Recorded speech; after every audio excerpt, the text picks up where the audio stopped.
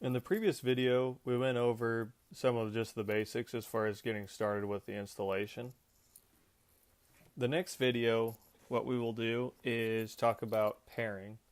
So if you look in the instruction manual on page 5, it can give you basically a rundown on how to begin the pairing process, which is very, very simple.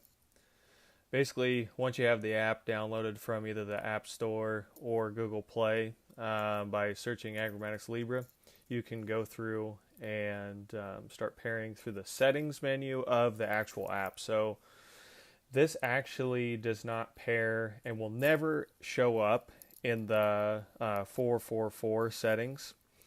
So if you look in the main 444 mode, so how you would Bluetooth your headset, your vehicles nowadays, anything like that, it'll never show up in the main settings. It will only show up in the settings menu of the actual app itself. So the first thing there is to make sure that your device has Bluetooth turned on, the Bluetooth symbol in the upper right hand corner. Make sure that your Libra box is within arm's reach, so pretty close. And then also you'll go through and actually let's go break that down and go into that right now. So we're on the main screen right now. And what I'm going to do is I'm going to tap on the settings tab down at the bottom, the gear wheel. And this will go into the settings screen. You'll see here where it has the general crop seasons pair devices. We're not paired. My box is about 3 inches away. In the upper left hand corner, I'm going to push the plus button. It's going to search, usually takes somewhere around 10 seconds.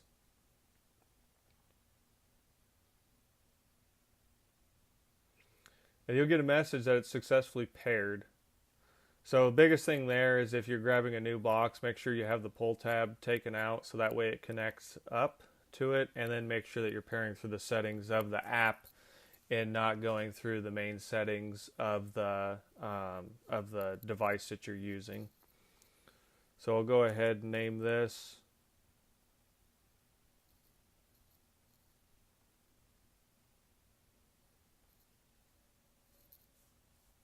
Oops. Filled in the blanks for me. So I'd put a specific model in there. That's what a lot of people do. Display rounding, unload detection. I will go over this further in later videos. Make sure that that smoothing is turned on. That's going to balance out the weight in rough terrain. If you get into rough terrain, you have smoothing turned off, and if you have a larger grain cart, something that's usually bigger than, say, I don't know, 1,000 bushels, that's probably going to be pretty critical that you have that turned on. I would probably not even turn that off unless I had something really, really small. So your average grain cart, 3 bar, 750 bushel on up, I would suggest definitely having the smoothing on. So once we've done this sequence, we'll just hit done here, and then we should be paired up and ready to go. If I ever need to troubleshoot this, one of the easiest ways to do so is to go through and I'll hit disconnect and then tap on the row, see if it comes back up with a weight. I'm not connected to any bars right now, but I can plug them in here really quick.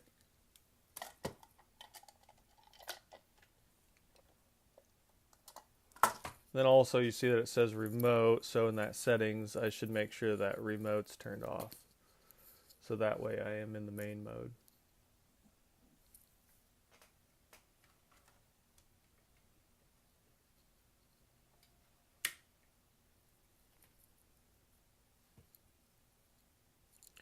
And their weight display shows back up on there. So if I ever need to troubleshoot this, what I would do is we did the disconnect and reconnecting. Make sure you're pretty close to the box at that point. But if I need to, typically you shouldn't have to do this, but this is a quick way. just go through, swipe left on the row. So I'm just taking my finger and dragging across the row like this. Dragging across the row like this. And then it brings up that delete key. Don't hit the info button, the I with a circle around it. That only edits the name and goes back to those previous settings. So if I hit delete, it deletes it, and then I'll just repair, push the plus button in the upper left-hand corner.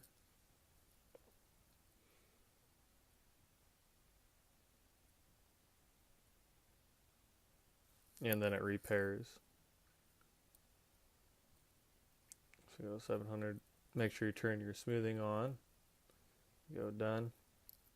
And then if you need to edit the name, push on the info circle, I circle, push info. Then you can go through and edit that. You can edit the display rounding. I'll go over that further in later videos too. But this is basically how you would pair up through the settings of the app, remember, and not through the settings of the mobile device.